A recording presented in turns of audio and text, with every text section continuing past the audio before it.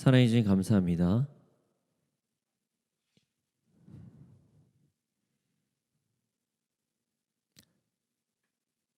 사랑해 주님 감사합니다. 이 시간 주님 앞에 나 예배드립니다. 우리 예배를 받아주시고 우리 함께 해 주시옵소서. 감사합니다. 이 모든 말씀 예수님의 이름으로 기도드렸습니다. 아멘.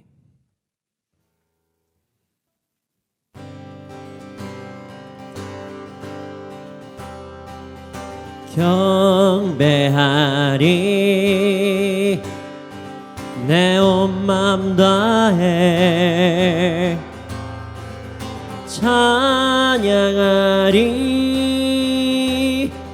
내 온 힘 다해 주 찾으리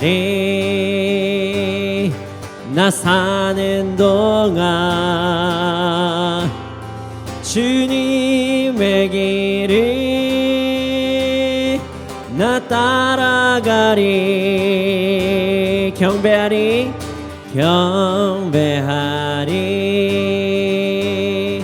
내 온 맘 다해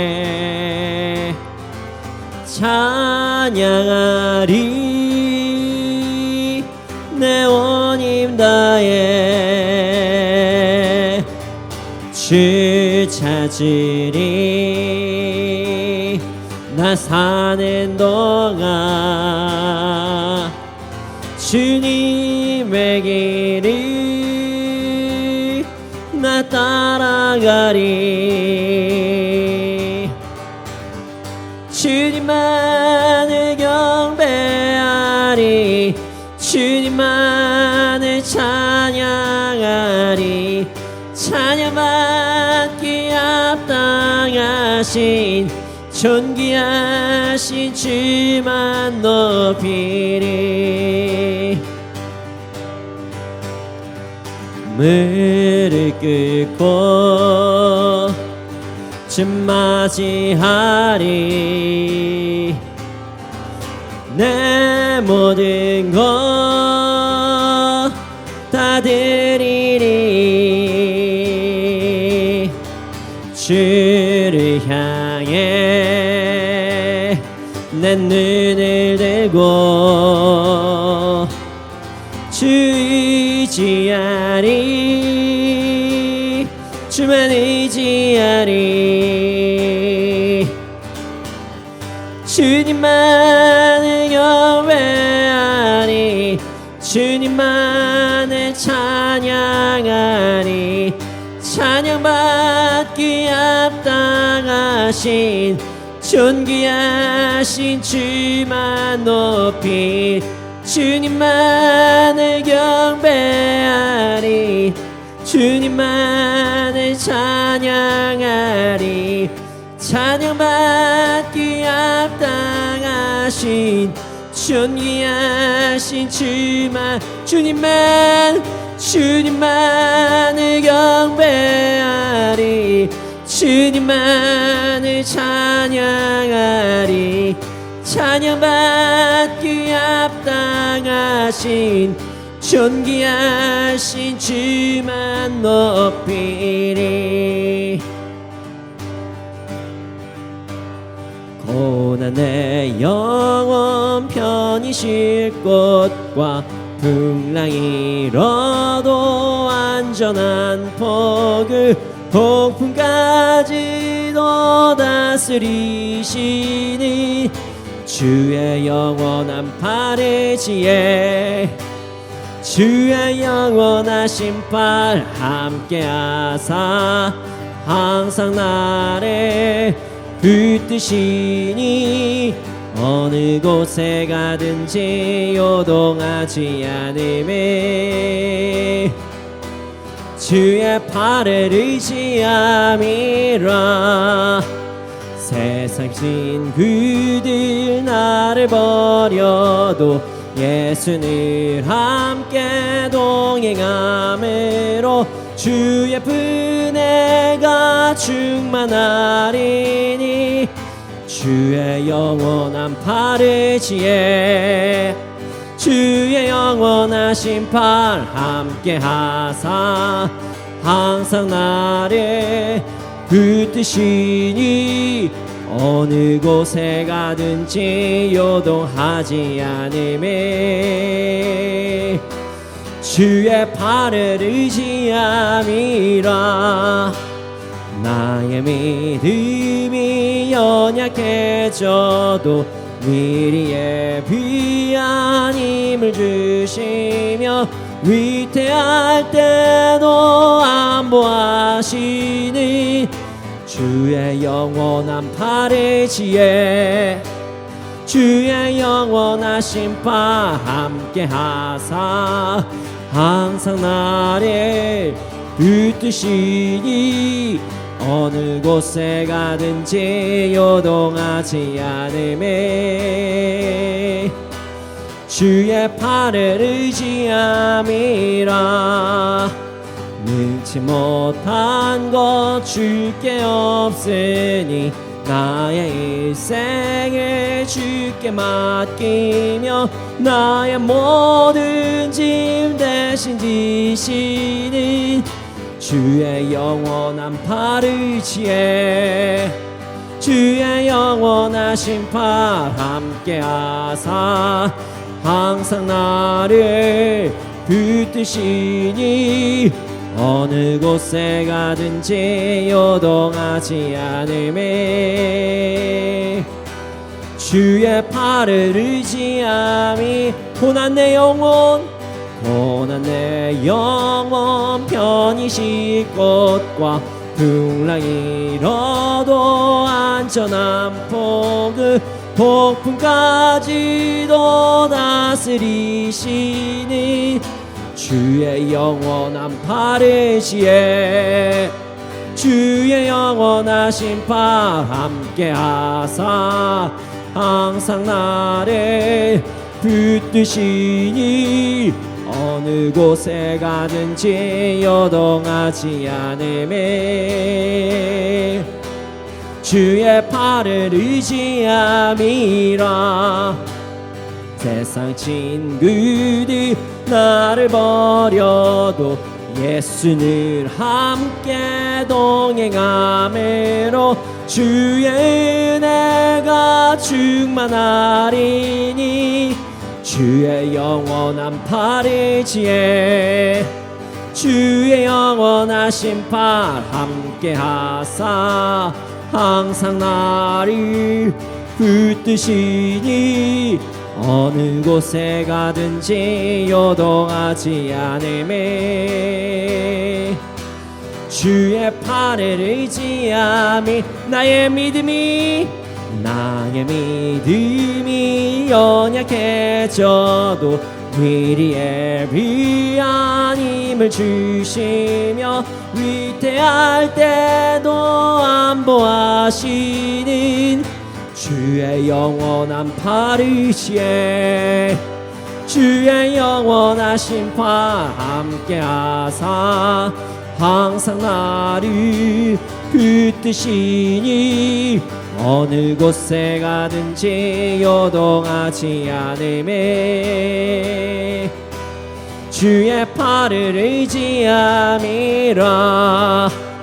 능치 못한 것 주께 없으니 나의 일생을 주께 맡기며 나의 모든 짐 대신 지시는 주의 영원한 팔을 지혜 주의 영원하신 팔 함께 하사 항상 나를 붙드시니 어느 곳에 가든지 요동하지 않음에 주의 팔을 의지함이라.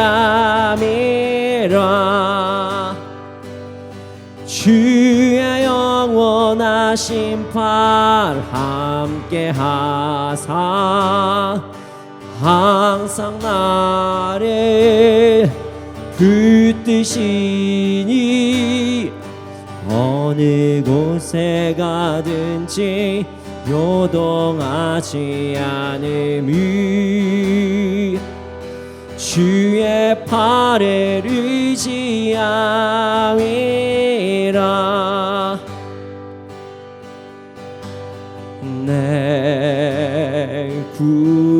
구주 예수를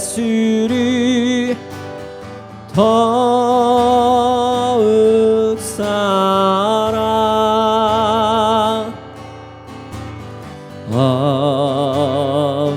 엎드려 비는 마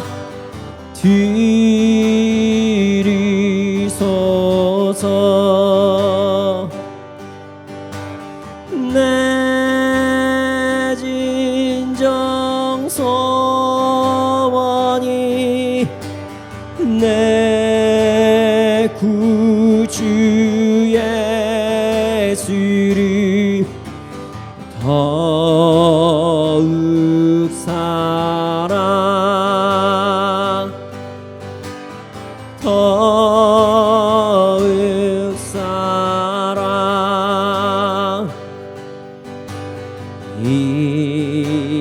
이전에 세상 나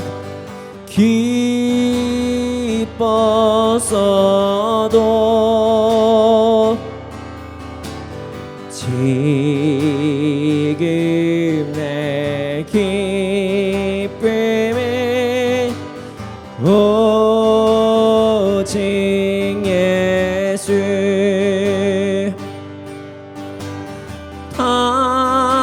다만 내비는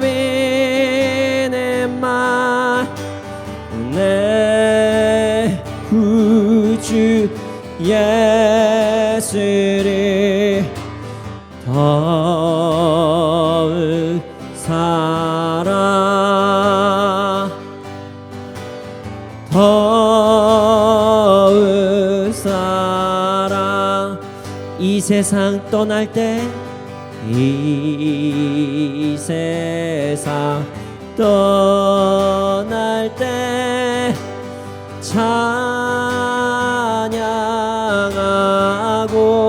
찬양하고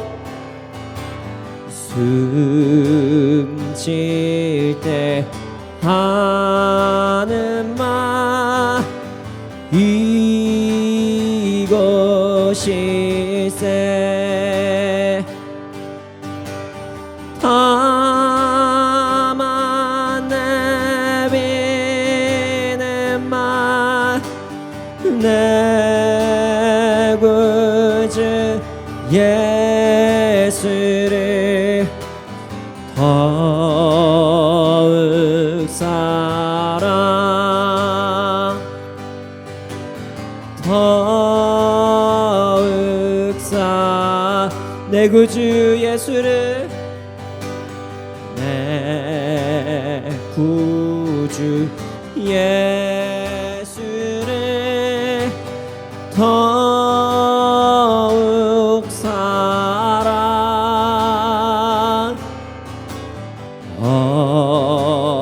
엎드려 비는 말들을 소서 내 진정 소원이 내 구주 예수를 더욱 사랑 더욱 사랑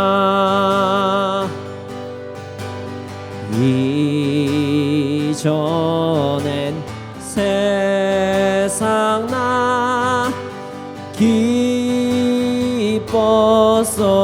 기뻤어도 지금 내 기쁨은 오직 예수 다만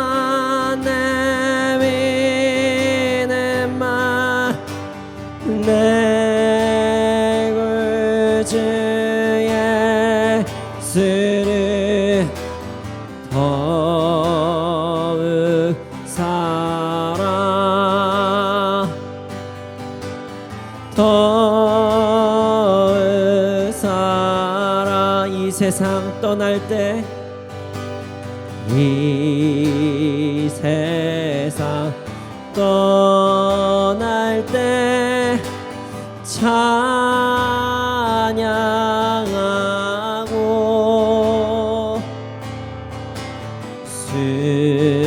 숨질 때 하는 말 이것일세.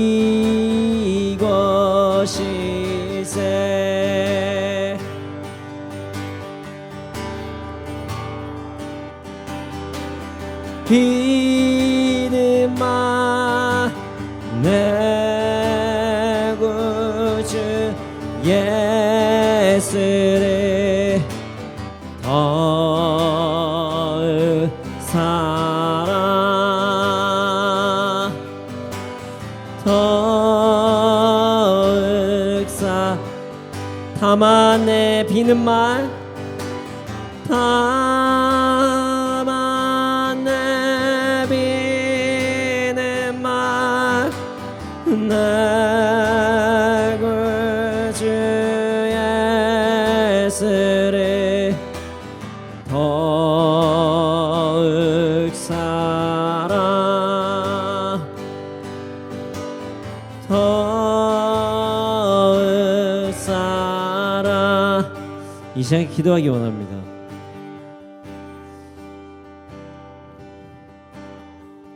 여러분은 정말 예수님을 사랑하십니까?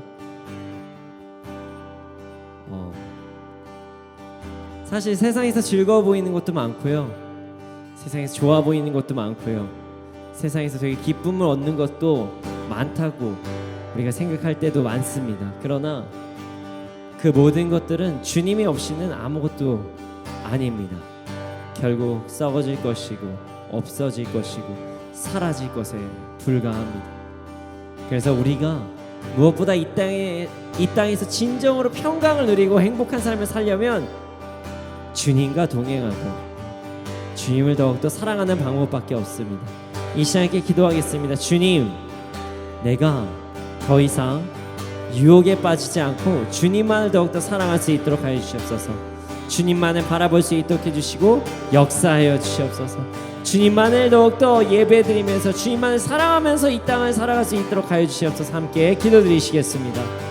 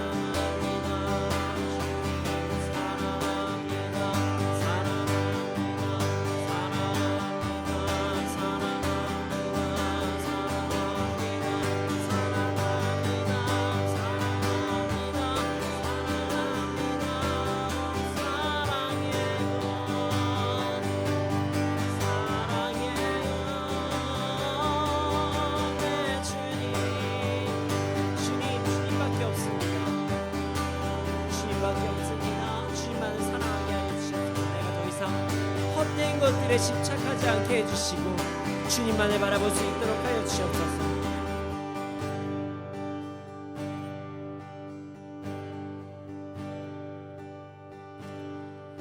사랑합니다 나의 예수님, 사랑합니다 아주 많이요.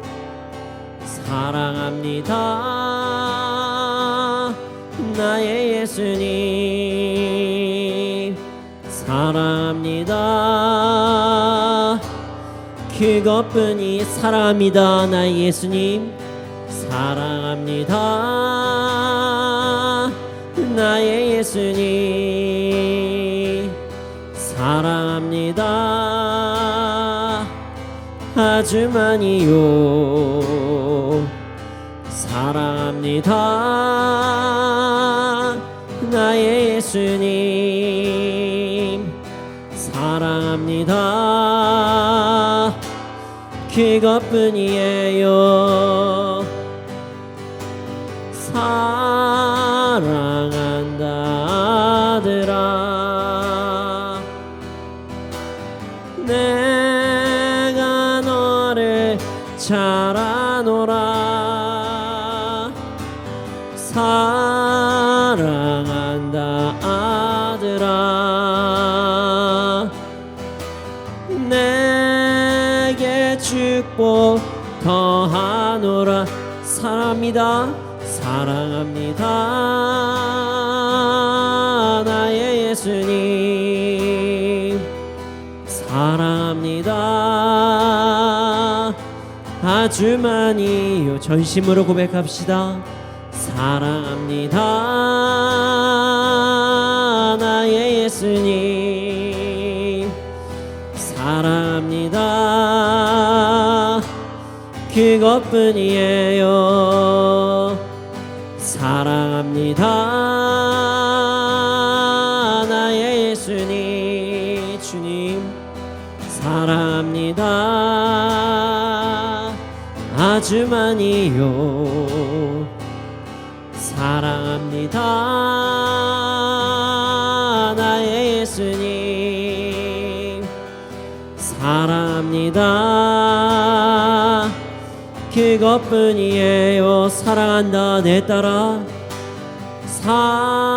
사랑한다 내 딸아 내가 너를 잘 아노라 사랑한다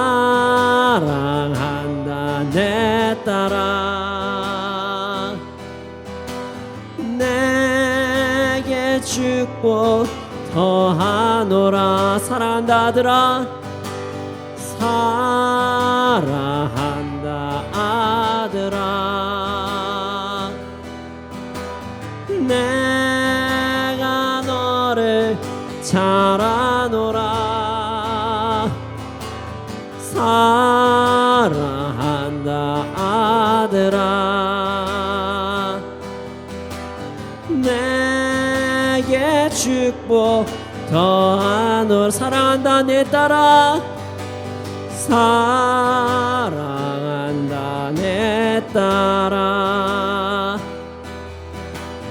내가 너를 잘 아노라 사랑한다 내 딸아 내게 축복 더하노라 내 손을 주께 높이 듭니다 내 찬양 받으실 주님 내 맘을 주께 완장엽니다 내 찬양 받으실 주님 내 손을 주께 높이 듭니다 내 찬양 받으실 주님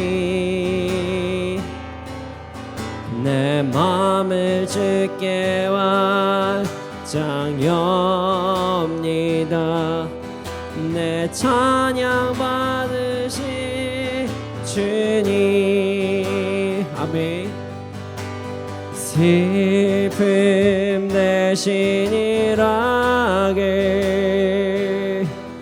죄 대신 화관에 근심 대신 찬송에 옷을 주셨네 내 손을 주께 높이 듭니다 내 손을 주께 비듭니다. 내 찬양 받으실 주님, 내 맘을 주께 완장엽니다.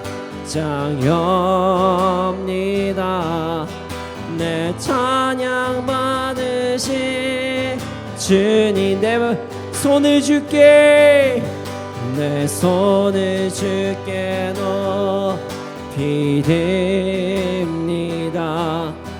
내 찬양 받으실 주님, 내 맘을 주께 완장엽니다.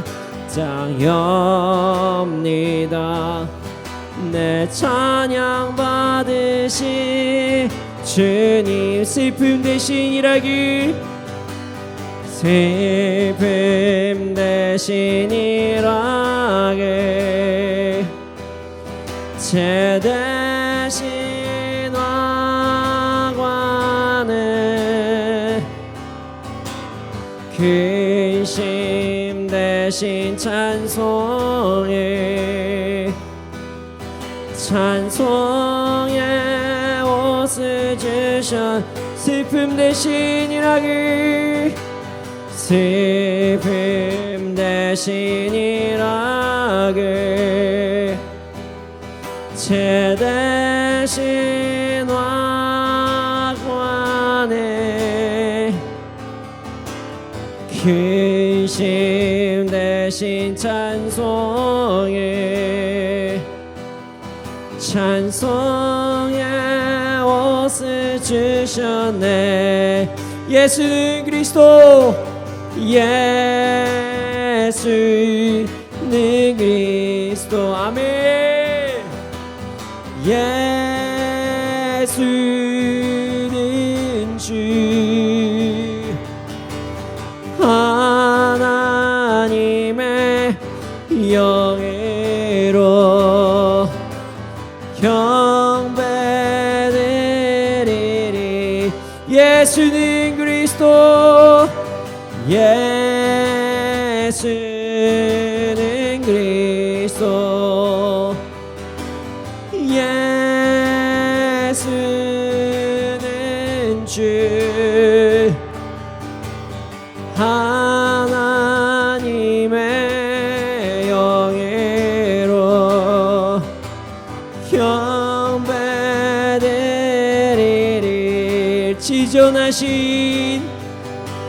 지존하신 주님 이름 앞에 모든 무릎 꿇고 다 경배,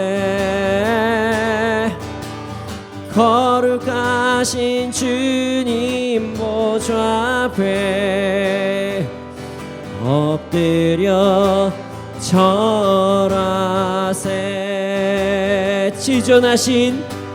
지존하신 주님 이름 앞에 모든 무릎 꿇고 다 경배,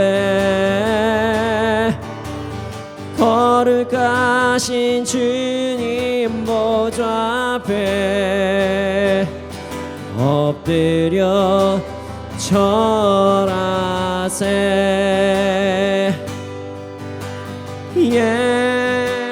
예수는 그리스도, 예수는 주, 하나님의 영예로. 아멘. 경배드리리. 예수는 그리스도, 예수는 그리스도, 예수는 주, 하나님의 영예로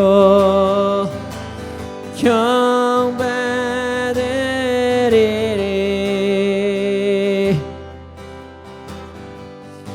이 시간 함께 기도드리시겠습니다. 성령님 우리 가운데 임재하여 주심에 감사합니다. 우리의 찬양을 받아주심에 감사합니다. 주님 이 시간 홀로 영광 받아주시옵소서. 함께 예배를 위하여 기도드리시겠습니다.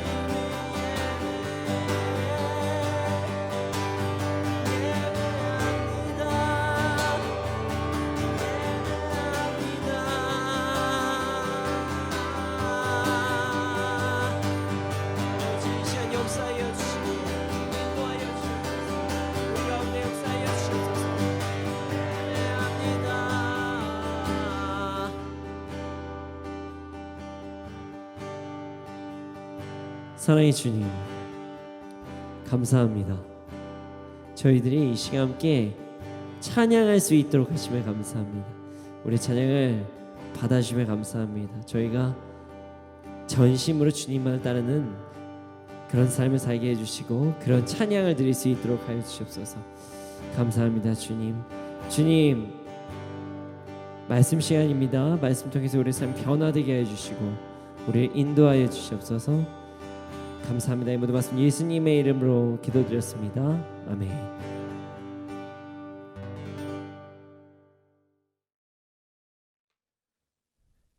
네, 오늘 우리에게 주신 말씀은 사도행전 10장 9절에서 16절 말씀입니다. 사도행전 10장 9절에서 16절 말씀입니다. 사도행전 10장 9절에서 16절 말씀입니다. 함께 읽겠습니다. 시작. 이튿날 그들이 길을 가다가 그 성에 가까이 갔을 그때에 베드로가 기도하려고 지붕에 올라가니 그 시각은 제6시더라. 그가 시장하여 먹고자 하매 사람들이 준비할 때에 황홀한 중에 하늘이 열리며 한 그릇이 내려오는 것을 보니 큰 보자기 같고 내 귀를 메어 땅에 들이웠더라. 그 안에는 땅에 있는 각종 네 발 가진 짐승과 기는 것과 공중에 나는 것들이 있더라. 또 소리가 있으되 베드로야 일어나 잡아먹어라 하거늘 베드로가 이르되 주여 그럴 수 없나이다. 속되고 깨끗하지 아니한 것을 내가 결코 먹지 아니하였나이다 한데 또 두 번째 소리가 있으되 하나님께서 깨끗하게 하신 것을 네가 속되다 하지 말라 하더라. 이런 일이 3번 있은 후 그 그릇이 곧 하늘로 올려져 가니라. 아멘. 많은 사람들, 많은 크리스찬들이 기도할 때 이런 기도를 할 때가 있습니다. 주님, 저의 지경을 넓혀 주시옵소서. 주님, 저의 지경을 넓혀 주시옵소서. 뭐 이런 기도를 많이 해요. 지경이 확장되게 하여 주시옵소서. 뭐 이런 얘기도 하고요. 많이 합니다. 자, 사업하시는 분들이 정말 많이 기도합니다. 네, 이렇게 기도 많이 하시고요. 어떤 일을 시작하실 때 뭐 여러 가지 얘기하죠. 그러면서 뭐 여러 회사 이름도 뭐 르오봇 막 이렇게 지으시는 분들도 계시고요. 네, 여러 가지 뭐 좀 확장, 지경이 넓어지는 것에 대해서 기도를 많이 합니다. 저도 이제 이 사업이 시작되는 곳이나 아니면 일을 새로 하시는 분들을 위해서 기도를 할 때 이런 지경이 넓어지게 하소서 뭐 이런 기도를 참 많이 합니다.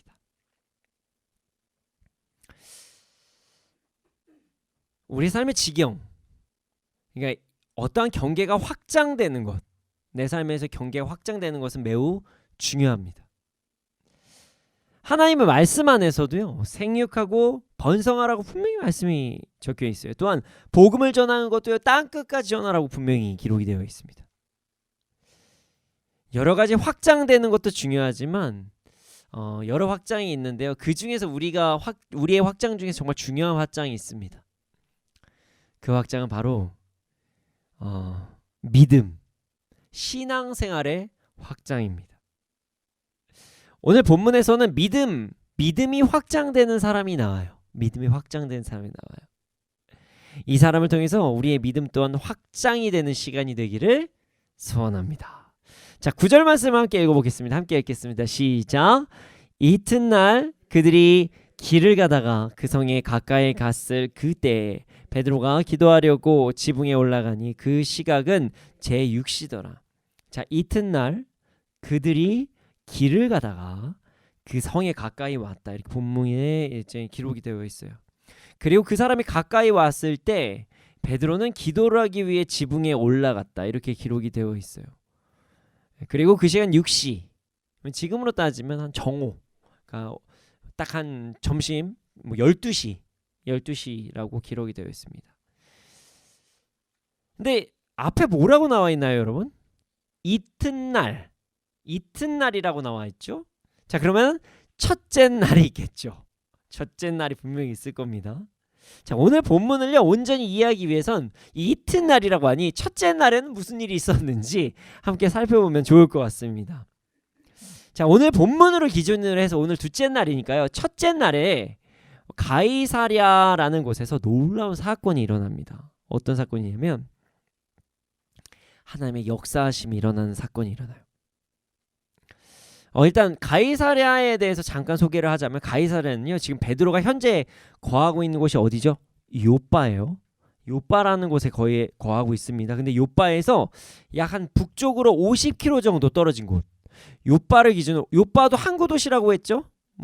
저희가 이게 주일날 제가 순전학교에서 설교를 할 때 요빠가 나왔는데 요빠는 그 요나가 이제 나왔었던 그 장소이기도 합니다. 근데 그 요빠에서 북쪽으로 50km 정도 떨어진 곳이 가이사랴라는 곳이에요. 가이사랴. 자, 요빠는 항구였습니다. 그런데 가이사랴는 좀 더 큰 항구였어요. 이 가이사랴는 상당히 그 당시에 중요한 곳이었어요. 왜 중요한 곳이었냐면 로마에 속한 유대 수도인 곳이 가이사랴였습니다. 이 로마에 속한 유대 좀 길죠. 그래서 로마의 속주라고도 이야기를 합니다. 속주라고도 이야기해요. 그러니까 당시에 이제 유대 지역은 로마의 속국이었죠. 근데 그러면 그 지역에서 로마의 어떤 정치가 잘 그 유대 지방에 좀 어떻게 정착이 되려면 그 안에서 중심지의 역할을 하는 도시를 또 세워야 됩니다. 그곳이 가이사랴였던 곳이죠. 자, 이곳에 한 사람이 있었습니다. 누구냐면 고넬료라는 사람이었습니다. 이 사람은 이탈리아 부대라는 그 로마 군대의 백부장이었어요.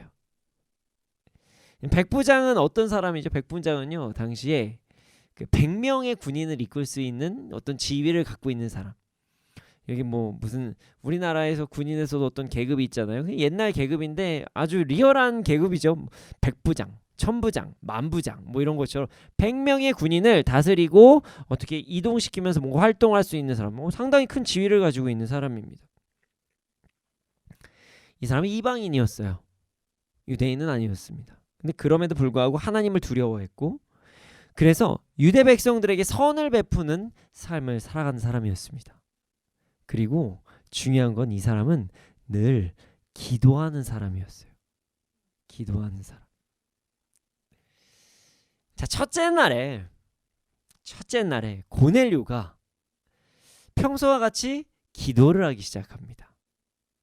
평소와 같이 항상 기도를 했다는 거예요. 평소와 같이 기도를 했는데 그때 하나님의 천사가 그에게 나타났습니다. 그리고 이런 이야기를 합니다.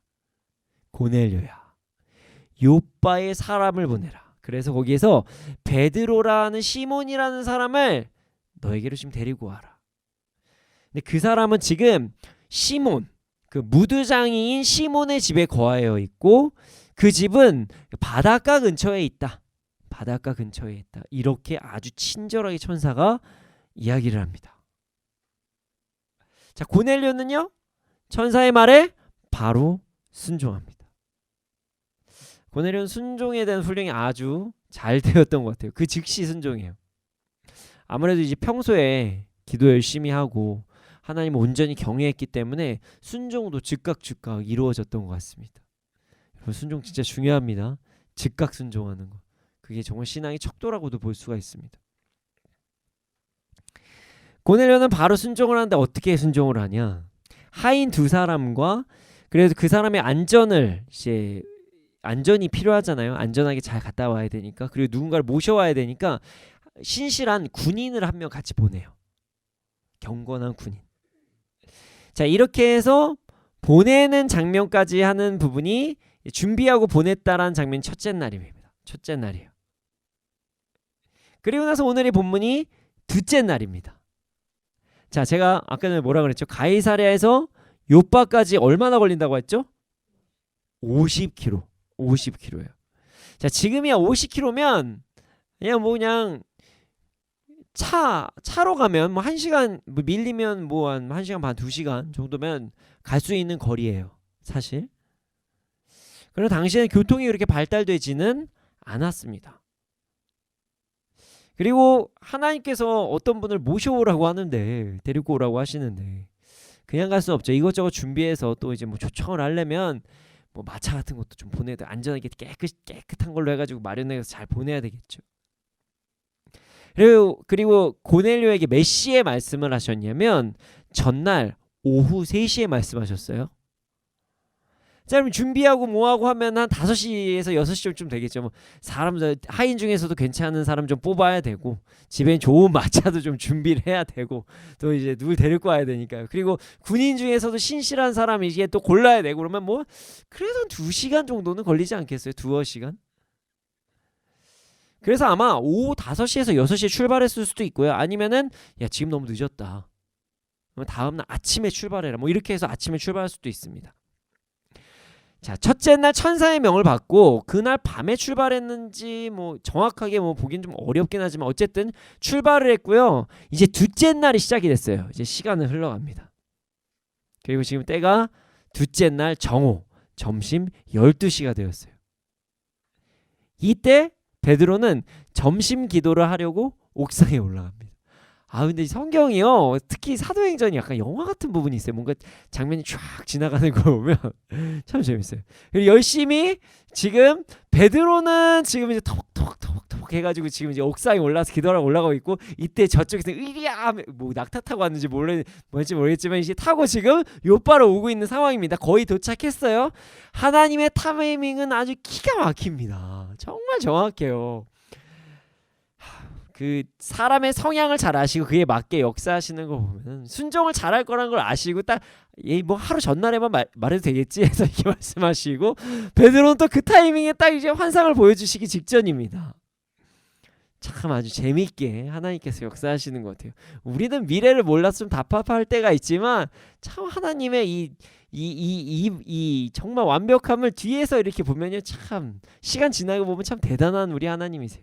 자, 재미있게 역사하시는데요. 어떻게 역사하시냐면 베드로가 이제 환상을 봅니다. 자, 10절부터 13절 말씀을 함께 읽겠습니다. 10절부터 13절입니다. 함께 읽겠으면 시작.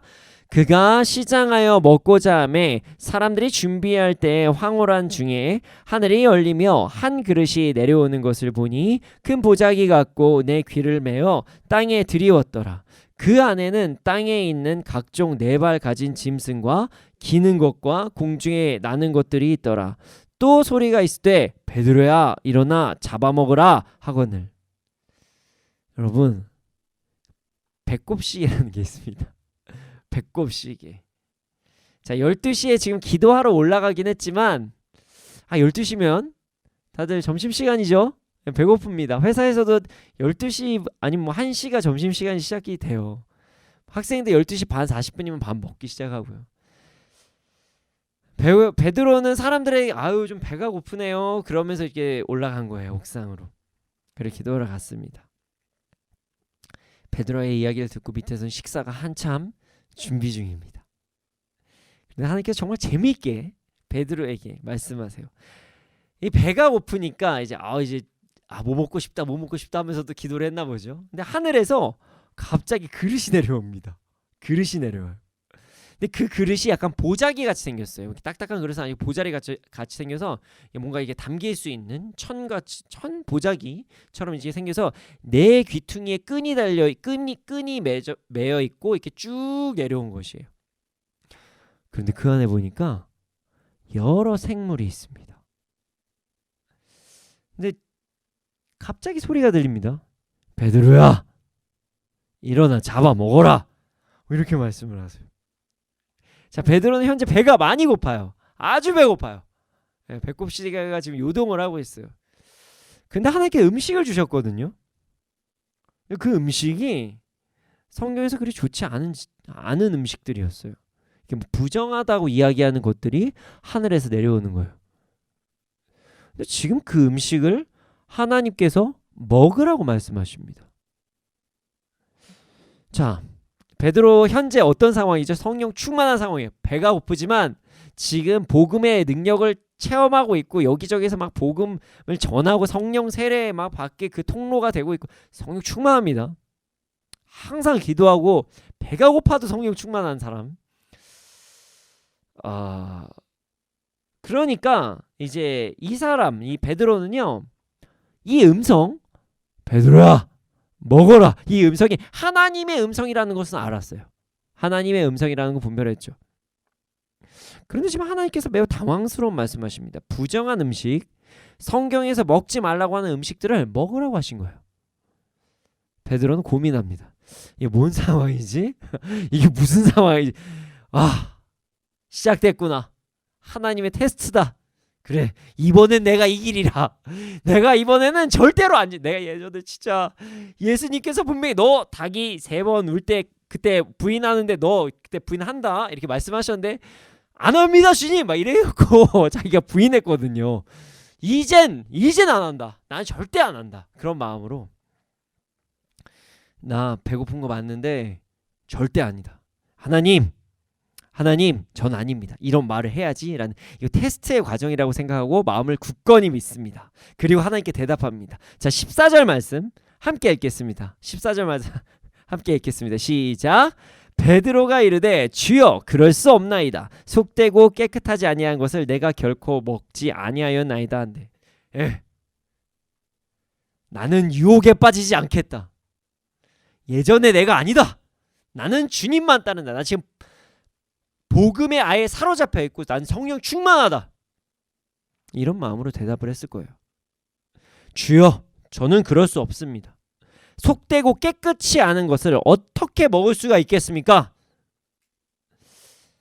속으로 이런 생각도 했을 것 같아요. 내가 그때 배신했다고 아직까지 못 믿으시나? 지금 내가 배고픈 거 알고 너무하시네. 혹시 예수님께서 전에 한번 말씀하신 그 돌이 떡이 되게 이건가? 이거 하나님 음성인데 별 생각을 다 하지만 어쨌든 난 말씀을 지키겠다. 이런 마음으로 저는 절대 먹지 않습니다. 이런 마음을 가지고 대답을 해요. 그런데 이런 상황에서 예상과는 전혀 다른 대답이 들려옵니다. 자, 15절 16절 말씀 함께 읽어보겠습니다. 아주 중요해요. 함께 읽겠습니다. 시작. 또 두 번째 소리가 있으되 하나님께서 깨끗하게 하신 것을 네가 속되다 하지 말라 하더라. 이런 일이 3번 있으는 그 그릇이 곧 하늘로 올려져 가니라. 하나님께서 깨끗하게 하신 것을 네가 속되다 이야기하지 마라. 이렇게 말씀하세요. 당황스럽죠. 자신은 분명히 말씀을 따라서 행동한 거예요. 분명 구약에 보면 먹으라고 하시는 음식이 있었고 먹지 말라고 하시는 음식이 있었습니다. 근데 지금 하나님께서 깨끗하다고 하신 것을 속되다고 하지 말라라고 말씀을 하신다. 이게 좀 당황스러운 말씀이죠. 하나님이 뭐 이랬다 저랬다 하시는 분도 아니고 하나님은 분명히 신실한 하나님이라고 나는 알고 있는데 베드로는 알고 있는데 이게 매우 당황스러운 말씀입니다. 뭐 이렇게 충분히 생각할 수 있어요. 그런데 말이죠. 하나님은 베드로를 혼란스럽게 하시는 분이 아닙니다. 여러분, 하나님은 신실하십니다. 지금 사람을 배려하신 거죠. 베드로를 배려하신 거고 사람들을 배려하신 거죠. 어떤 배려냐면요. 진리 이외에는 그 때와 상황에 따라 다른 것들은 좀 변할 수가 있습니다. 하나님께서 허용되는 부분이 있을 수 있다는 거예요. 진리 이외에는. 자, 예를 들어서 이런 경우가 있죠. 자, 유치원생 어린아이에게 칼을 줄 수는 없습니다. 왜 칼을 주면 안 되죠? 다칠 수가 있어요. 그러나 요리사에게 칼을 안 주고 요리를 하라고 한다. 이건 너무 잔인한 이야기예요. 이거 칼이 없이 요리를 할 수가 없어요. 유치원생에게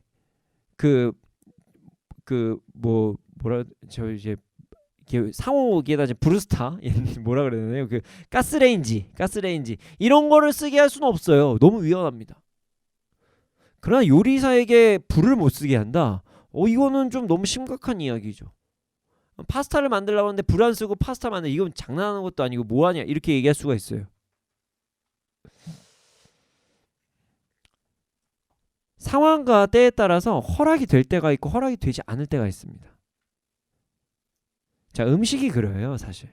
자, 과거에는 활용하지 못했던 것들을요, 현재와 미래에는 온전히 사용할 수 있는 상황이 될 수가 있어요. 자, 음식 중에서 이런 것들이 있죠. 조리법이 발달되지 않은 문화, 에서는 위생이 좋지 않은 상황에서 이것들이 아무리 좋아도 위험한 음식이 될 수가 있습니다. 그때는 조심해야죠. 뭐 예를 들어서 돼지고기와 소고기는 다릅니다. 자, 돼지고기는요, 조리를 잘못하면 안 돼요. 큰일 나요. 들이키잖아요. 옛날에 돼지들이 먹는 음식들이 좋은 음식이 아니었기 때문에 큰일 납니다. 기생충에 감염될 수가 있어요. 그래서 탈이 생깁니다. 소고기는 그렇지 않아요. 돼지고기는 온전히 익혀야 됩니다. 지금은 많이 좋아져서 뭐 좀 어느 정도로 먹어도 괜찮다고도 이야기를 하지만 그래도 지금도 좀 여러 가지 걱정할 때가 많습니다. 하나님께서 신실하지 못하신 것이 아니라, 음식 가지고 이랬다 저랬다 하신 것이 아니라 인간의 어떤 시대적인 상황에 따라서 배려를 해주신 것이죠. 왜냐하면 모든 것을 누릴 수가 있는데 어느 때는 인간 제대로 누리지 못할 수가 있고 어느 때는 그걸 제대로 누릴 수가 있으면 그때는 문화를 열어주실 수도 있는 것이죠. 하나님께서는 베드로를 통해서 말씀하신 것입니다. 음식에 대한 자유를 허락해 주신 거예요. 음식에 대한 자유. 이제 괜찮다, 베드로야. 다 먹어도 된다. 모든 음식 먹어도 된다. 중요한 부분이죠. 하나님께 감사합니다. 제가 돼지고기를 먹을 수 있게 허락해 주셔서. 저는 고기를 너무 좋아하거든요. 네, 감사합니다. 근데 여기에서 핵심은 그것입니다.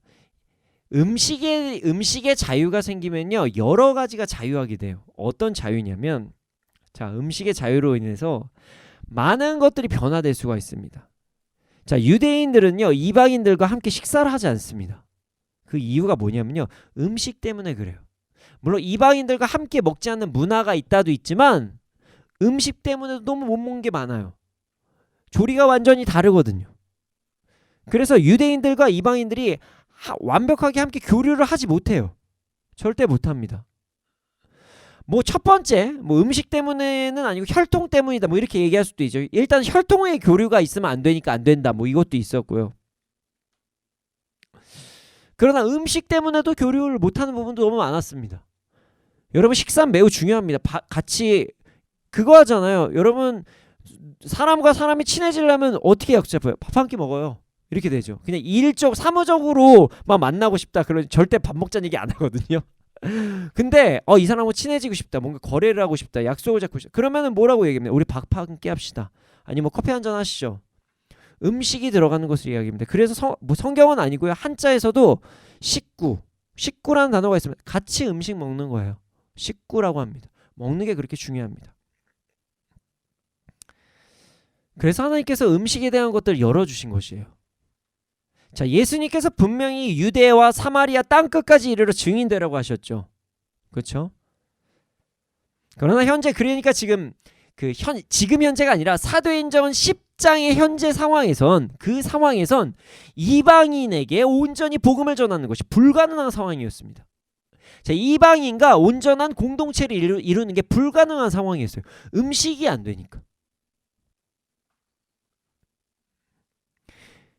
이방인들의 문화에 대한 편견, 이방인들 자체에 대한 편견이 유대인들에게 있었기 때문에 이 복음을 전하면서 한 공동체를 이루는 게 사실상 불가능한 상황이 된 거예요.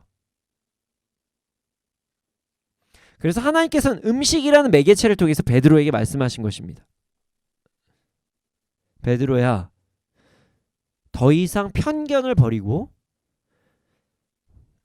진리를 거부하고 죄를 저지르는 것이 아니라면 이제 문화, 다른 민족의 문화에 대해서 그 문화가 죄가 아니라면 이제 포용하고 자유한 삶을 살아야 된다. 그래야 그들에게 진짜 복음을 전할 수가 있다.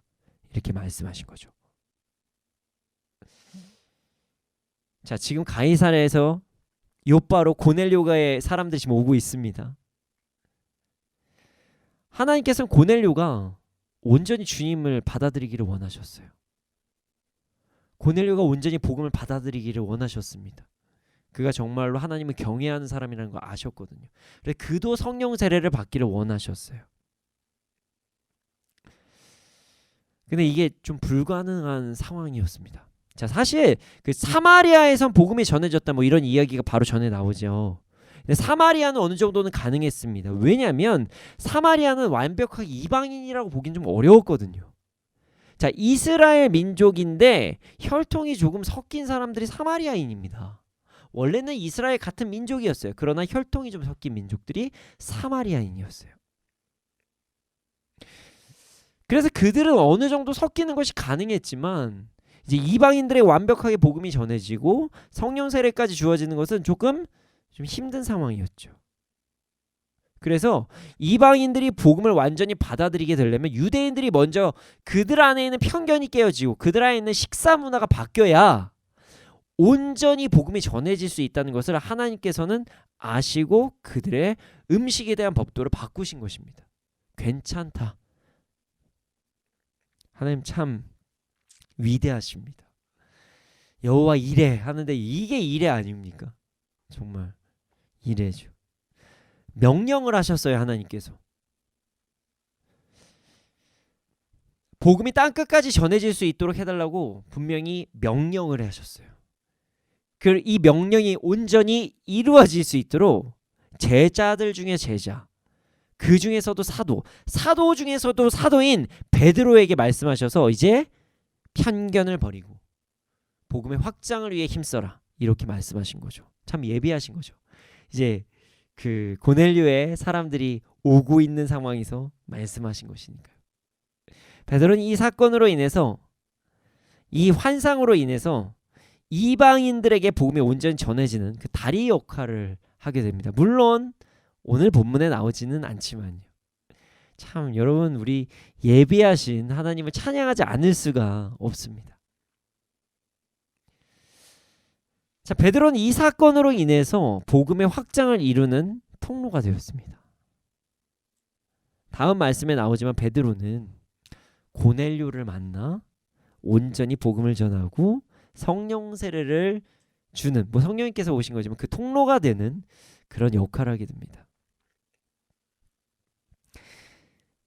그 역할을 했다는 것도 매우 중요하지만 지금 베드로 개인에게도 아주 엄청난 일이 오늘 일어난 거예요. 이 당시 베드로가 복음의 확장을 이루는 통로가 됐지만 사실 지금 베드로 그의 믿음까지 확장되는 역사가 그날 일어났던 것입니다.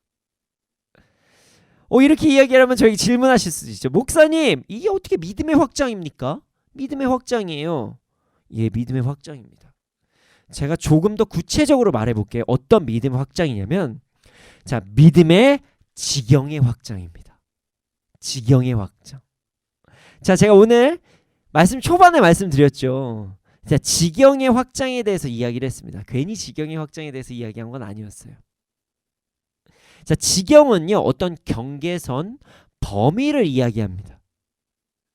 자, 베드로는요 지금 믿음의 지경의 확장을 이룬 것이에요. 베드로의 복음, 베드로가 복음을 전하는 그 베드로의 믿음은요 이스라엘과 사마리아의 한해서였습니다. 그래서 베드로의 행동들을 보잖아요. 그럼 어떻게 행동을 하냐면 그 요바에 있을 당시에도 이미 예수 그리스도를 믿는 자들, 그 유대인들과 사마리인들에게 힘주는 사역, 그 뭐 순회 선교라고도 할 수 있고요. 순회 사역을 하고 있는 중이었어요. 이방인들에게 직접 복음을 전한 사역이기보다 이미 예수님 믿고 있는 사람들, 특히 뭐 디아스포라라고도 하죠. 펼쳐져 있는, 떨어져 있는 자들, 그들에게 힘을 주는 사역을 지금 베드로가 하고 있었어요.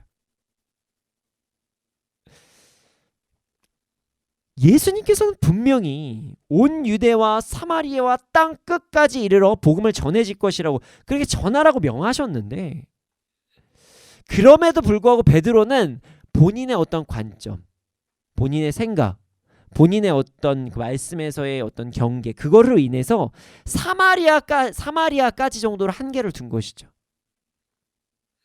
그런 상황에서 하나님께서 말씀하신 것입니다. 배고픈 베드로에게 음식을 가지고 아주 적절하게 말씀하신 거죠.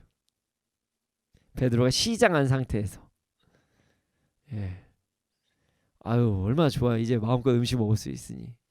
그쵸? 베드로 불쌍해요. 어떻게 삼겹살을 못 먹어요? 참.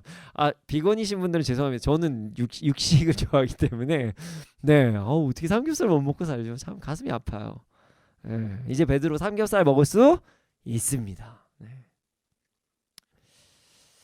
사실 오늘 본문의 상황만 보면 베드로가 이런 사실까지는 이해를 못했을 거예요. 어떤 사실이냐면 이제 복음이 이제 확장이 된다, 뭐 이런 사실까지는 몰랐겠죠. 그러나 지금 가이사랴에서 고넬료가 보낸 사람들이 이제 마주하게 되고 그들에게 복음을 전하기 시작하면, 야, 이 환상이 내 음식만 생각했는데 이렇게 대단하구나, 이것을 알게 되겠죠. 하나님께서는 지금 베드로의 음식의 확장뿐만이 아니라 믿음의 확장까지 이루고 계셨던 것입니다.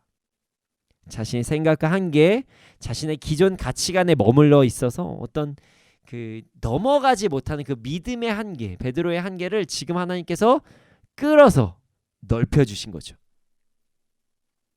여러분, 우리에게도 믿음의 확장이 필요합니다. 믿음의 확장이 필요해요. 이렇게 이야기하면, 아니 목사님, 우리에게 무슨 믿음의 확장이 필요합니까? 저희 뭐 냉정하게 얘기하면 저희는 대한민국 사람이고 이방인이라서 어차피 확장돼 있고 여기서 더 확장될 게 뭐가 있습니까? 이렇게 대답하실 수도 있습니다. 아닙니다. 우리도 믿음의 확장이 필요합니다. 우리도 믿음의 확장이 필요해요. 우리는 믿음의 한계를 둘 때가 너무나도 많아요. 믿음의 한계. 특히 믿음의 영역의 한계를 둘 때가 많다는 거예요. 자, 집중하세요. 믿음의 영역의 한계. 자, 구체적으로 좀 말씀을 드릴게요. 이렇게만 말씀드리면 모르실 수도 있으니까요. 자, 교회에서는, 어떤 선교단체나 어떤 그런 신앙 공동체 안에서는 정말 신앙생활 열심히 해요. 믿음의 언어합니다. 하나님 찬양 진짜 잘해요. 온전히 뭐 주님 지존하심 뭐 열심히 찬양하면서 열심히 예배를 드립니다. 그런데 교회를 딱 나가잖아요. 전혀 다른 삶을 살아갑니다. 전혀 다른 삶을 살아가요. 자신의 믿음을 교회에다 딱 두고 교회 밖에서는 다른 삶을 살아가요. 그래서 심지어 내가 교회 다니는지도 몰라요. 차이가 없거든요. 예수 믿는 사람들은 예수 믿는 사람들의 어떤 삶이 있거든요. 그런 사람 없어요. 그냥 나는 그냥 주일 예배 다녀왔고, 뭐 일주일에 지금 화요 예배까지 오신 분들, 영상까지 보시면, 난 지금 예배까지 영상으로 보고 있고 화요 예배까지 왔으니 뭐 난 여기면 됐지 않나, 이 정도면 하면서 딱 선교단체 교회에서 나의 모든 신앙을 딱 내려놓고 밖에서는 이제 다른 삶을 살기 시작합니다. 그래서 안 믿는 사람보다 더한 사람도 많아요. 참, 분명히 내 이웃을 사랑하라는데 내 이웃에 사랑하지 못하며 여러 가지 삶을 살아갑니다. 참 가슴 아픕니다. 다른 경우도 있습니다. 열심히 신앙생활합니다. 자, 믿음을 가지고 신앙생활해요. 이 사람은 밖에서도 좀 하려고 노력은 해요. 그러나 딱 어떤 상황만 딱 되잖아요. 그럼 갑자기 믿음이 확 사라져요. 그냥 믿음의 눈 없어요. 없어요. 예수님을 온전히 믿고 따르다가도 뭐 예를 들어볼게요. 예수님을 온전히 믿고 따르다가도 건강과 관련 부분에 딱 뭔가 문제가 생긴다. 그러면 그때부터 이제 하나님이 없고요. 이제 저는 병원만 믿습니다. 뭐 이렇게 나와요. 여러분 어디가 아프면 먼저 기도하고 그다음 병원을 가야죠. 그렇죠? 기도를 해서 병이 나을 수도 있습니다. 뭐 하나님께서 누리라고 허락하신 현대 의학이 있어요. 전 병원 안 가는 거 문제 있다고 생각합니다. 병원 가세요. 예, 그런 이상한 신앙을 가지시면 안 돼요. 하나님께서 병원을 세우셨으면 그것도 의미가 있는 거예요. 그러나 이 병원의 말은 믿지만 하나님의 말씀은 믿지 않아요. 그 대표적인 게 뭐냐면 이제는 병 고침이 끊어졌다고 하시는 분들이 있어요. 기도해서 병이 났다 이런 거 없다. 누가 압니까? 저희 선교단체만 봐도 여기 안에서 기도했을 때 병 나으신 분이 한두 명이 아니에요. 참 안타까운 행동이죠. 건강이 첫 번째가 그래요. 그래서 나는 무조건 병원은 가지만 뭐 나을 수도 있고 아니지만 비도 와면 내 마음이 좋고 뭐 여기서 끝나요 다들. 그러면 안 됩니다.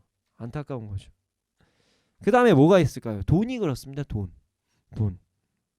믿음이 아무리 좋다가도 돈과 관련된 얘기, 재물에 관련 얘기가 딱 나오면 갑자기 조용해집니다. 그래서 돈의 영역에서는 내가 믿음을 가지고 살아갈 수가 없다 이렇게 생각하시는 분들이 많죠. 이런 분위기다 보니까 많은 목사님들, 선교사님들 이 설교를 하실 때 헌금 얘기하는 거 되게 어렵게 해요. 헌금. 뭐 재정 얘기할 때 되게 뭔가 눈치 보면서 할 때가 있습니다. 물론 그럴 땐 있죠. 믿음에 연약하신 분들이면은 있다면 그분의 그 때에 맞게 해야 되니까 그때는 좀 어떻게 좀 배려를 해서 설교를 해야 되지만 사실은 굳이 그렇게까지 해야 될 필요는 없죠. 지키시고 안 지키시는 건 본인이 하지만 진리는 전해야 되잖아요. 11조 얘기만 나오면 다들 막 설교해야 돼. 당연히 해야죠. 11조. 그쵸? 11조 안 한다 구원 못 받는 건 아니에요. 제가 그런 이상한 말을 하진 않아요. 근데 하나님의 자녀라면 11조 당연히 해야 되는 겁니다. 백성이라면. 헌금 예배 드릴 때 헌금을 안 하십니까? 잘못된 겁니다. 예배 드릴 때 우리 헌금 해야 돼요. 액수는 관계가 없어요. 그러나 하나님께 예배를 드리는 건 당연한 겁니다. 왜 바깥에서 음식을 사 먹으시는 건 괜찮으면서 하나님께 예배를 드리는 건 이상한 겁니까? 당연히 자연스럽게 해야 되는 건데 이 돈 얘기만 나오면 사람들이 뭔가 말하는 걸 되게 거부할 때가 있고 불편해할 때가 있어요. 그러지 마세요. 교회 안에서 돈 얘기 편하게 하십시오. 돈이 뭐가 제일 잘못입니까? 나만 죄 안 지면 되는 거지. 그거 가지고 숨기고 막 이런 게 잘못인 거죠. 이게 믿음의 한계를 두시는 분들이에요. 돈이 많은 게 죄입니까? 돈이 없는 게 죄입니까? 아니에요. 각자의 많게 살아가시면 되고요. 최선을 다해 살아가시면 돼요. 이 돈만 나오면 불편해하시는 게 믿음의 한계를 두는 삶입니다. 안타까운 삶이죠. 여러분 복음은 우리의 삶의 모든 부분에 적용을 해야 됩니다. 말씀은요. 우리의 삶의 모든 부분에 적용을 해야 돼요. 우리의 믿음과 신앙은 우리의 모든 부분에 적용을 해야 됩니다. 이 부분만, 저 부분만, 저 때만 요거 내가 안 되니까 요 부분은 좀 하나님이 해주셨으면 좋겠고 이게 아니에요 여러분. 하나님 그렇게 이렇게 그런 식으로 무슨 그렇게만 사용하시고 그러시면 안 돼요. 하나님은 우리 위대하신 분이시고 우리 주인이십니다. 우리의 믿음은 우리의 모든 삶에 모든 인생에 적용해야 되는 것입니다. 그게 진짜 누리는 것이에요. 자, 그렇다면 사람들이 왜 이렇게 믿음의 한계를 두면서 살아갈까요? 여러 가지가 있지만 크게 두 가지 이야기를 할 수가 있습니다. 첫째는요. 잘못된 믿음이에요. 잘못된 믿음 때문에 우리가 그럴 때가 있습니다. 자, 하나님의 전능하심, 하나님의 전지하심, 하나님의 무소부재하심을 의심할 때가 너무 많아요. 예를 한번 들어보죠. 이제 초자연적인 역사는 끝났다. 그래서 더 이상 병 고침의 역사는 일어나지 않는다. 기도 응답은 그냥 어쩌다 보니 생긴 것이다. 뭐 이렇게 말씀하시는 분들이 있어요. 자, 이런 것도 어떻게 보면 하나의 믿음입니다. 본인이 그렇게 믿는 거예요. 이런 잘못된 믿음으로 인해서 우리의 믿음에 한계가 생기는 것입니다. 하나님은 그러시지 않는데 우리가 스스로 그렇게 믿고 기도조차 안 하는 거예요. 하나님 요거만 해결해 주시면 전 되고요. 조고만. 여러분 병 고치면 지금도 일어납니다. 지금도 일어나요. 물론 병원에서 고침을 받을 때도 있어요. 저도 병원 갑니다. 뭐 오해하지 마십시오. 제가 그 치유의 은사가 있고 사역도 하지만 저도 병원 갈 때 있어요. 믿음이 없어서 가는 게 아니라 기도했는데 열심히 기도했는데 안 났어요. 그리고 나서 물어봐 하나님 병원 가라. 그럼 미용하는 거예요. 저도 비염 때문에 병원 자주 갔고요. 하나님께 치유해 주시고 순간적으로 했을 땐 또 나아질 때도 있었고요. 예, 저도 아팠을 때 있었는데 낫습니다. 저도 큰 질병이 있었어요. 근데 그 부분 완전 자유해지고 다 낫습니다. 병원에서 정말 기적이라고 할 만큼의 예. 하나님께서는 때와 장소에 따라서 그냥 역사하심이 다른 것뿐이지 하나님께서 못하실 일이 없으십니다. 전능하세요.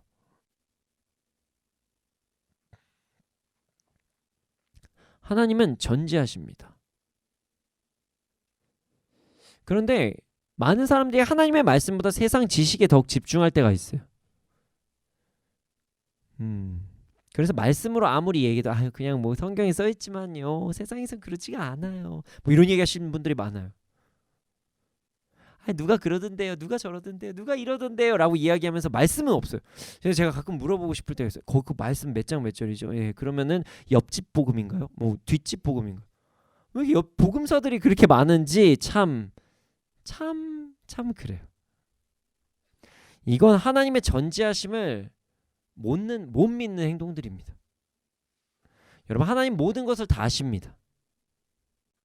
그러나 하나님께서 말씀하셨으면요 이건 또 진리예요. 받아들여야 돼요. 다른 부분들도 있죠. 세상은 하나님의 영역이 아니라고 생각하시는 분들도 계십니다. 전 그렇게 생각 안 하는데요 그렇게까지. 자 들어보세요. 사업을 하시든지 직장을 다니시든지 학업을 하시는 분들은요 자신의 직업적인 영역이나 아니면 어떤 전문 부분에서는요 하나님보다 자기 생각을 믿어요. 그 영역에서는. 그리고 이렇게 얘기합니다. 직업은 직업이고 신앙은 신앙이다. 직업은 직업이고 신앙은 신앙이다. 일은 일이고 신앙은 신앙이다. 이분들은요 하나님의 무소부재하심을 못 믿는 거예요. 자 직장을 만드신 분이 누구실까요? 하나님이 뭐 다 인간들 보고만 하시고 다 뒤로 빠지셔서 야 너네들이 알아서 계획해봐라 나 시스템만 만들어 놓겠다 이런 분이신가요? 아닙니다. 모든 순간과 상황에 다 역사하십니다. 하나님 어디든지 계세요. 직장에 안 계십니까? 사업처에 안 계십니까? 뭐 학교나 뭐 학원에 안 계실까요? 다 계십니다. 우리가 하나님의 무소부재하심 뭐 유비쿼터스라고도 얘기를 하죠. 어디서나 계시는 하나님을 믿지 못하고 그냥 내 마음대로 살아가는 잘못된 믿음 때문에 이런 일들이 일어납니다. 우리는 잘못된 믿음으로 인해서 우리의 믿음의 한계를 자꾸만 둘 때가 있습니다. 참 안타깝죠. 자, 두 번째 주권입니다. 주권. 우리의 인생이 우리의 것이라고 생각하는 그런 마음이 우리의 믿음의 한계를 두게 합니다. 자, 이런 분들은요 이렇게 해요. 하나님의 영역이 있고 나의 영역이 있다. 그래서 하나님께서 요 영역만 나한테 터치 안 하시면 난 내 갈 길 잘 갈 수 있다. 하나님 요것만 해주시면 돼요. 저는 알아서 할게요. 하나님 요 부분은 제 거예요. 아니 얘 건들지 마세요. 이거 내 거예요. 안 돼요. 하나님 넘어가지 마세요. 넘어가지 마세요. 이렇게 이야기를 합니다. 이거 내 건데. 하나님의 영역과 나의 영역을 구분을 짓죠. 그래서 어느 순간 어느 장소 어느 상황이 되면 하나님이 아닌 자신을 신뢰하고 자신의 마음대로 살아갑니다. 네. 참 안타까운 행동이죠. 여러분, 예수 그리스도를 믿는 사람들은요, 예수님이 우리의 주인이시라는 사실을 인정해야 됩니다. 온전히 인정해야 돼요.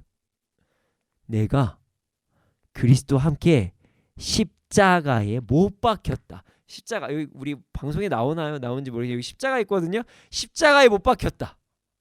네, 십자가에 못 박혔다. 이 사실을 절대로 잊지 말아야 됩니다.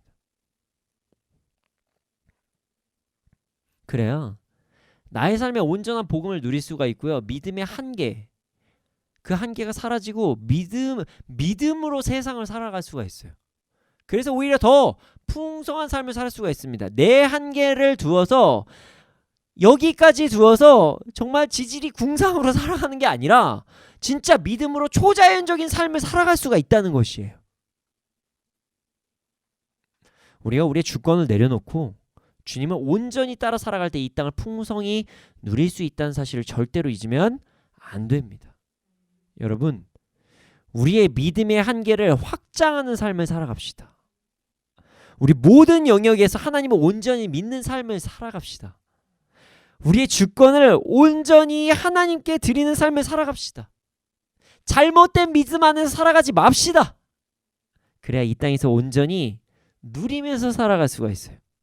진짜 그 특권, 이 땅을 통치하시고 다스리시고 주관하시고 전능하시고 전지하시고 무소부재하신 그런 분이 우리 하나님이세요. 그런 분이 하나님이세요. 그런 분의 자녀가 됐는데 왜 그 특권을 누리지 않고 살아가십니까? 굳이 그 특권 버리고 혼자 살아가려고 하십니까? 이건 특권입니다. 특권이에요. 우리가 그런 분의 자녀가 됐다면, 그런 분의 백성이 됐다면 그 특권을 온전히 누리는 게 좋은 건 아닙니까? 그게 좋은 겁니다. 우리의 믿음이 확장되면 될수록 우리는 하나님의 자녀로서의 특권을 누릴 수가 있습니다. 여러분, 우리 모두 하나님을 온전히 믿고 자신의 주권을 온전히 내려놓음으로써 믿음의 확장을 이루면서 이 땅에서도 풍성한 삶을 살아가기를 소원합니다. 그게 진짜 누리는 사람이라는 것을 절대로 잊지 않는 우리가 되기를 소원합니다. 이 시간 함께 찬양하기를 원합니다.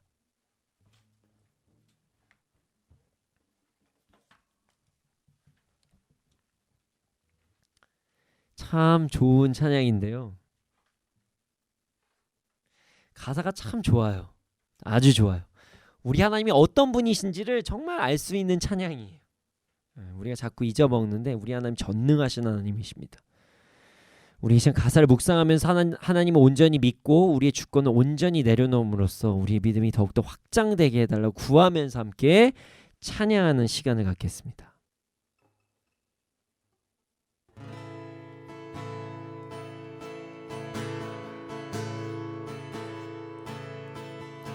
전능하신 나의 주 하나님이 능치 못하실 일 전혀 없네.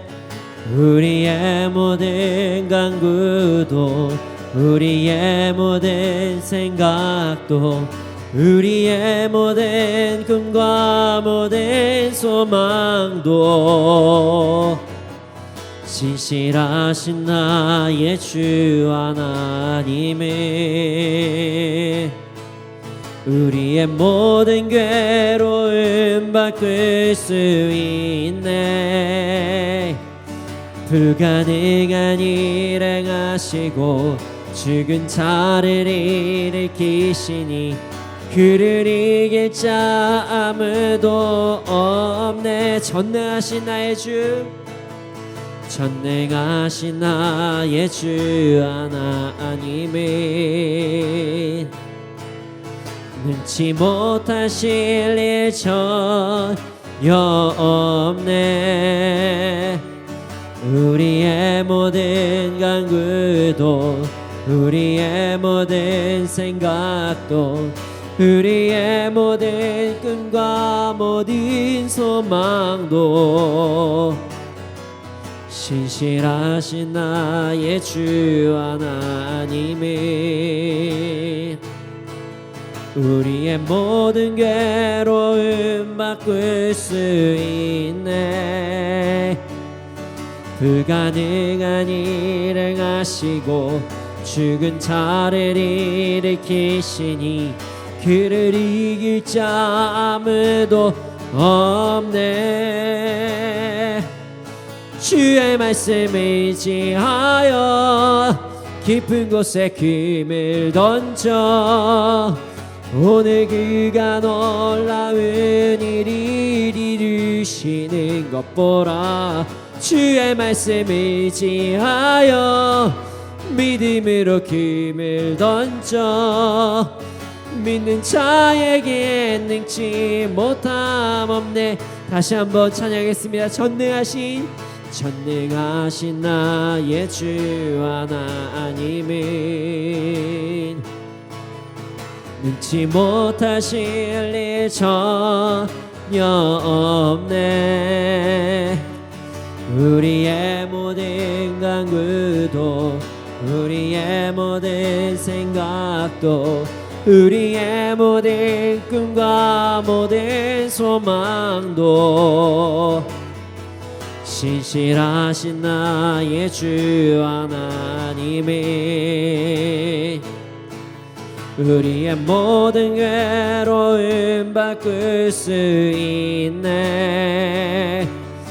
불가능한 일을 하시고 죽은 자를 일으키시니 그를 이길 자 아무도 없네. 주의 말씀을 의지하여 깊은 곳에 금을 던져 오늘 그가 놀라운 일을 이루시는 것 보라. 주의 말씀을 의지하여 믿음으로 금을 던져 믿는 자에게 능치 못함 없네. 주의 말씀 의지하여 깊은 곳에 금을 던져 오늘 그가 놀라운 일을 이루시는 것 보라. 주의 말씀 의지하여 믿음으로 금을 던져 믿는 자에게 능치 못함 없네. 주님, 우리가 하나님을 온전히 믿고 우리의 주권을 온전히 내려놓게 하여 주시옵소서. 그래서 우리의 믿음이 더욱더 확장되는 역사가 일어나게 하여 주시옵소서. 믿음의 확장을 이룸으로써 이 땅에서도 풍성한 삶을 누리게 하여 주시옵소서. 함께 기도드리시겠습니다.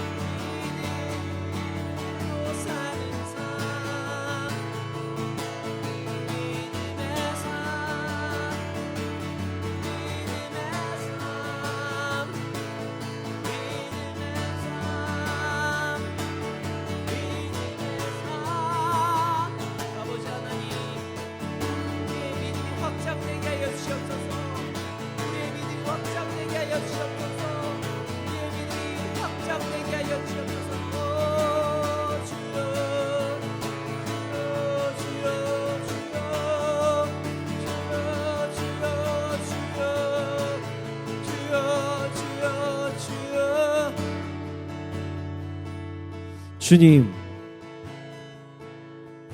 우리의 믿음이 더욱더 확장되게 하여 주시옵소서. 우리의 연약함으로 인해서 하나님을 더 이상 의심하지 말고 하나님을 온전히 믿고 나아가는 우리가 될 수 있도록 하여 주시옵소서.